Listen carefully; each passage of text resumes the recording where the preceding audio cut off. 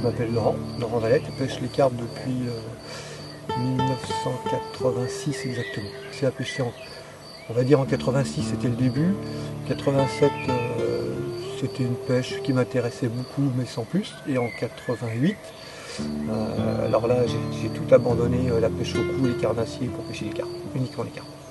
Et là c'est devenu une addiction, je pêche plus que les carpes, parce que je pêche très rarement autre chose en fait. Et depuis ce jour, je n'ai jamais arrêté de pêcher les carpes. Je regarde, j'observe ce que font les poissons, comment ils se déplacent, la façon dont ils vont pouvoir se nourrir, les secteurs où ils vont se nourrir.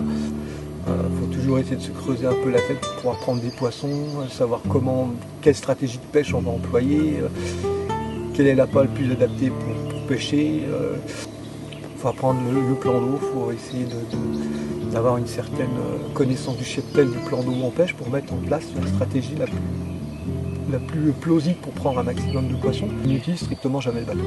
Je sonde du bord, j'amorce du bord, je jette mes lignes du bord et je ne pêche que du bord.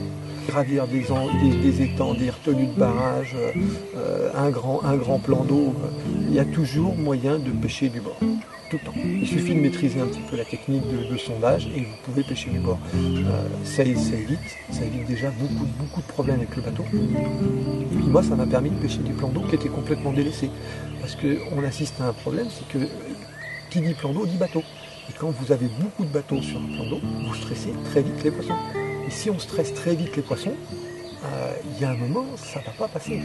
Les poissons ils vont se réfugier dans un coin et dont on n'aura pas accès. Alors que de la pêche du bord, vous ne faites pas de bruit, vous êtes très discret au bord de l'eau et vous prenez beaucoup de carpes. Beaucoup de carpes.